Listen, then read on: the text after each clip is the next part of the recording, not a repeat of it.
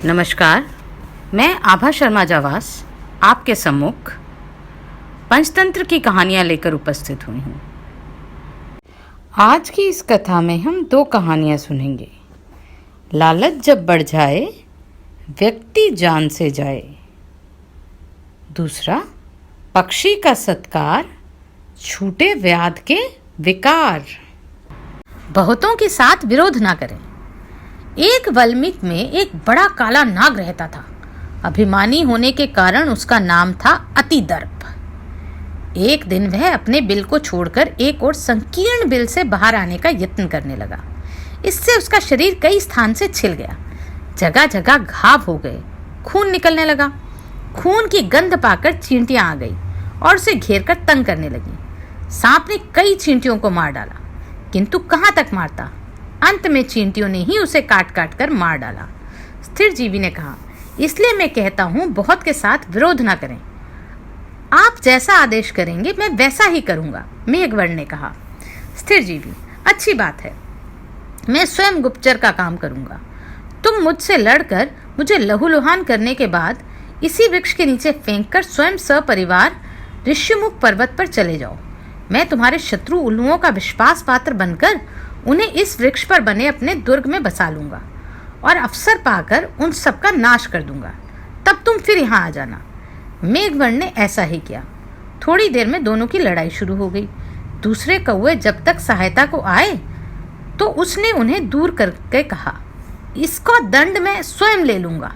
अपनी चोंचों के प्रहार से घायल करके वह स्थिर जीवी को वहीं फेंकने के बाद अपने आप परिवार सहित ऋष्यमुख पर्वत पर चला गया। तब उल्लू के मित्र कृकालिका ने मेघवर्ण के भागने और अमात्य स्थिर जीवी से लड़ाई होने की बात उल्लुकराज से कह दी। उल्लुकराज ने भी रात आने पर दलबल समेत पीपल के वृक्ष पर आक्रमण कर दिया। उसने सोचा भागते हुए शत्रु को नष्ट करना अधिक सहज होगा। पीपल के वृक्ष को घेर कर उसने शेष रह गए सभी कौओं को मार दिया। अभी उल्लुकराज की सेना भागे हुए कौओं का पीछा करने की सोच ही रही थी कि आहत स्थिर जीवी ने करहाना शुरू किया। उसे सुनकर सबका ध्यान उसकी ओर गया। सब उल्लू को मारने को झपटे। तब स्थिर जीवी ने कहा, इससे पूर्व कि तुम मुझे जान से मार दो, मेरी यह बात सुन लो। मैं मेघवर्ण का मंत्री हूँ। मेघवर्ण ने ही मुझे घायल करके इस तरह फेंक दिया है। मैं तुम्हारे राजा से बहुत सी बातें कहना चाहता हूँ, उससे मेरी भेंट करवा दो। सब उल्लुओं ने उल्लुकराज से यह बात कही। उल्लुकराज स्वयं वहां आया। स्थिर जीवी को देखकर वह आश्चर्य से बोला, तेरी ये दशा किसने कर दी? देव, बात यह हुई कि दुष्ट मेघवर्ण आपके ऊपर सेना सहित आक्रमण करना चाहता था। मैंने उसे रोकते हुए कहा कि वे बहुत बलशाली है, उनसे युद्ध मत करो, उनसे सुलह कर लो। बलशाली शत्रु से संधि करना ही उचित है। उसे सब कुछ देकर भी वह अपने प्राणों की रक्षा तो कर ही लेता है। मेरी बात सुनकर उस दुष्ट मेघवर्ण ने समझा कि मैं आपका हित चिंतक हूँ, इसलिए वह मुझ पर झपट पड़ा। अब आप ही मेरे स्वामी हैं, मैं आपकी शरण में आया हूँ। जब मेरे घाव भर जाएंगे तो मैं स्वयं आपके साथ जाकर मेघवर्ण को खोज निकालूंगा और उसके सर्वनाश में आपका सहायक बनूंगा। स्थिर जीवी की बात सुनकर उल्लुकराज ने अपने सभी पुराने मंत्रियों से सलाह की। उसके पास भी 5 मंत्री थे, रक्ताक्ष, क्रूराक्ष, दीप्ताक्ष, वक्रनास, प्रकारकर्ण। पहले उसने रक्ताक्ष से पूछा, इस शरणागत शत्रु मंत्री के साथ कौन सा व्यवहार किया जाए? रक्ताक्ष ने कहा कि इसे अविलंब मार दिया जाए। शत्रु को निर्बलावस्था में ही मार देना चाहिए, अन्यथा बलि होने के बाद वही दुर्जय हो जाता है। इसके अतिरिक्त एक और बात है, एक बार टूटकर जुड़ी हुई प्रीति स्नेह के अतिशय प्रदर्शन से भी बढ़ नहीं सकती। वह कैसे? रक्ताक्ष ने तब ब्राह्मण और सांप की यह कथा सुनाई। टूटी प्रीति जुड़े ना दूजी बार, भिल श्लिष्ठा तू या प्रीतिर्तिन सा स्नेहेन वर्धते। एक बार टूटकर जुड़ी हुई प्रीति कभी स्थिर नहीं रह सकती। एक स्थान पर हरिदत्त नाम का ब्राह्मण रहता था। पर्याप्त भिक्षा न मिलने से उसने खेती करना आरंभ किया, किंतु खेती कभी ठीक नहीं हुई। किसी न किसी कारण फसल खराब हो जाती थी। गर्मियों के दिनों में एक दिन वह अपने खेत में वृक्ष की छाया के नीचे लेटा हुआ था कि उसने पास ही एक बिल पर फन फैलाकर बैठे हुए भयंकर सांप को देखा। सांप को देखकर सोचने लगा, अवश्य ही ये मेरा क्षेत्र देवता है, मैंने इसकी कभी पूजा नहीं की, तभी मेरी खेती सूख जाती है, अब इसकी पूजा किया करूँगा। यह सोचकर वह कहीं से दूध मांगकर पात्र में डाल लाया और बिल के पास जाकर बोला, क्षेत्रपाल, मैंने अज्ञानवश आज तक तेरी पूजा नहीं की, आज मुझे ज्ञान हुआ है, पूजा की यह भेंट स्वीकार करो और मेरे पिछले अपराधों को क्षमा दें।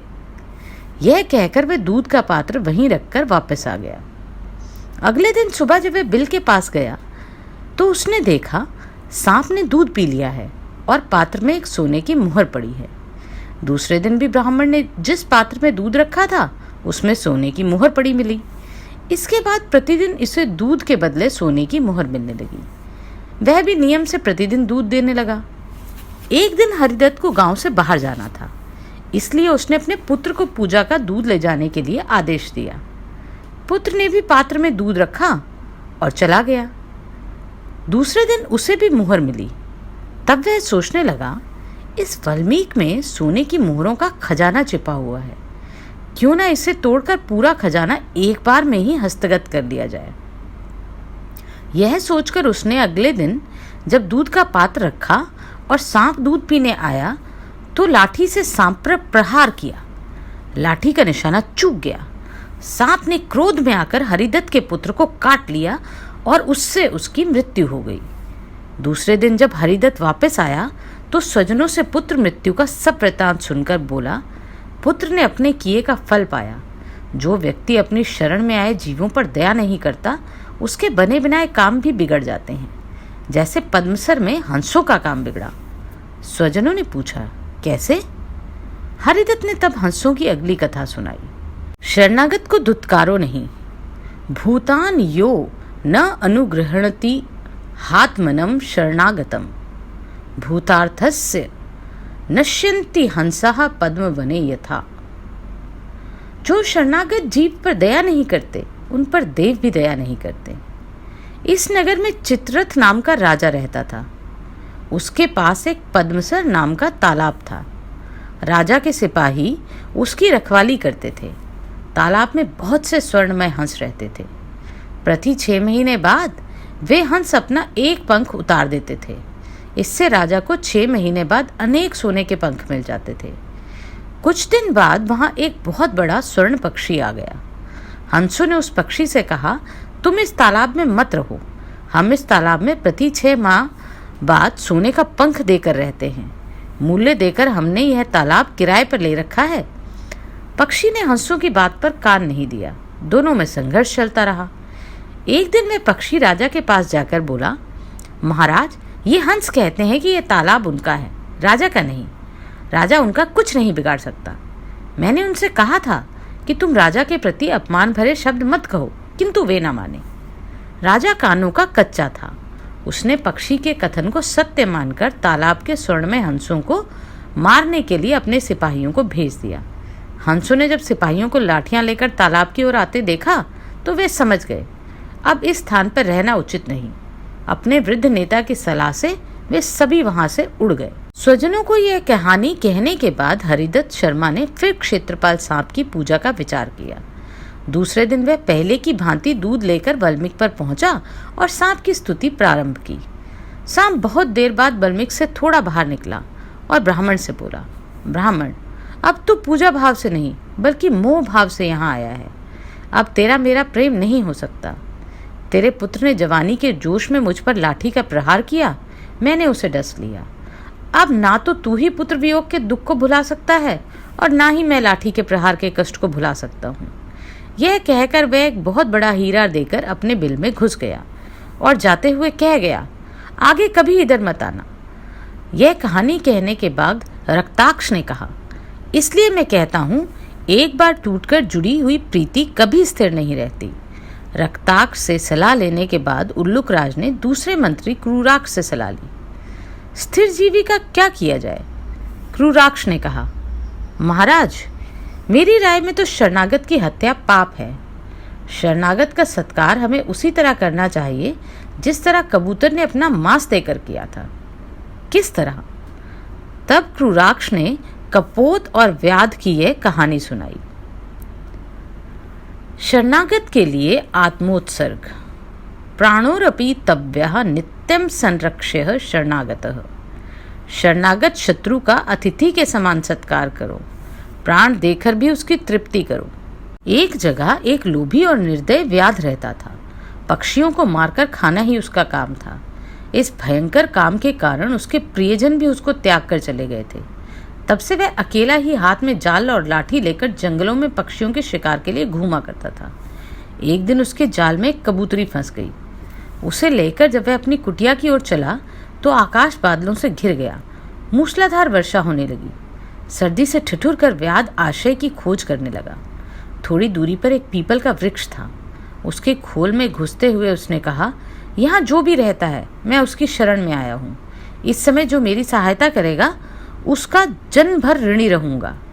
उस खोल में वही कबूतर रहता था जिसकी पत्नी को व्याध ने जाल में फंसाया था। कबूतर उस समय पत्नी के वियोग से दुखी होकर विलाप कर रहा था। पति को प्रेमातुर पाकर कबूतरी का मन आनंद से नाच उठा। उसने मन ही मन सोचा, मेरे धन्य भाग जो ऐसा प्रेमी पति मिला। पति का प्रेम ही पत्नी का जीवन है। पति की प्रसन्नता से ही स्त्री जीवन सफल होता है। मेरा जीवन सफल हुआ। यह विचार कर वह पति से बोली, पतिदेव, मैं तुम्हारे सामने हूँ। इस व्याध ने मुझे बांध लिया है। यह मेरे पुराने कर्मों का फल है। हम अपने कर्मफल से ही दुख भोगते हैं। मेरे बंधन की चिंता छोड़कर तुम इस समय अपने शरणागत अतिथि की सेवा करो। जो जीव अपने अतिथि का सत्कार नहीं करता उसके सब पुण्य छूटकर अतिथि के साथ चले जाते हैं और सब पाप वहीं रह जाते हैं। पत्नी की बात सुनकर कबूतर ने व्याध से कहा, चिंता ना करो बधिक, इस घर को भी अपना ही जानो। कहो, मैं तुम्हारी कौन सी सेवा कर सकता हूँ? मुझे सर्दी सता रही है, इसका उपाय कर दो। कबूतर ने लकड़ियां इकट्ठी करके जला दी और कहा, तुम आग सेक कर सर्दी दूर कर लो। कबूतर को जब अतिथि सेवा के लिए भोजन की चिंता हुई, किंतु उसके घोंसले में तो अन्न का एक दाना भी ना था।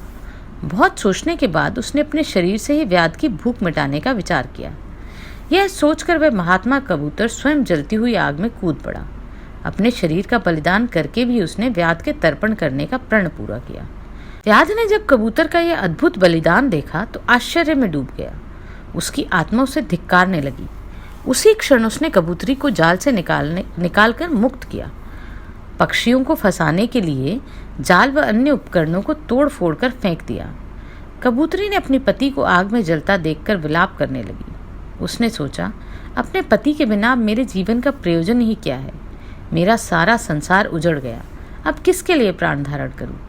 यह सोचकर वह पतिव्रता भी आग में कूद गई। उन दोनों के बलिदान पर आकाश से पुष्प वर्षा हुई। व्याध ने भी उस दिन से प्राणी हिंसा छोड़ दी। क्रूराक्ष के बाद अरिमर्दन ने दीप्ताक्ष से प्रश्न किया। दीप्ताक्ष ने भी यही सम्मति दी। इसके बाद अरिमर्दन ने वक्रनाश से प्रश्न किया। वक्रनाश ने कहा, देव, हमें इस शरणागत शत्रु की हत्या नहीं करनी चाहिए। कई बार शत्रु भी हित का कार्य कर देते हैं। आपस में ही जब उनका विवाद हो जाए तो एक शत्रु दूसरे शत्रु को स्वयं नष्ट कर देता है। इसी तरह एक बार चोर ने ब्राह्मण के प्राण बचाए और राक्षस ने चोरों के हाथों ब्राह्मण के बैलों की चोरी को बचाया। अरिमर्दन ने पूछा, किस तरह? वक्रनाश ने तब चोर और राक्षस की एक कथा सुनाई।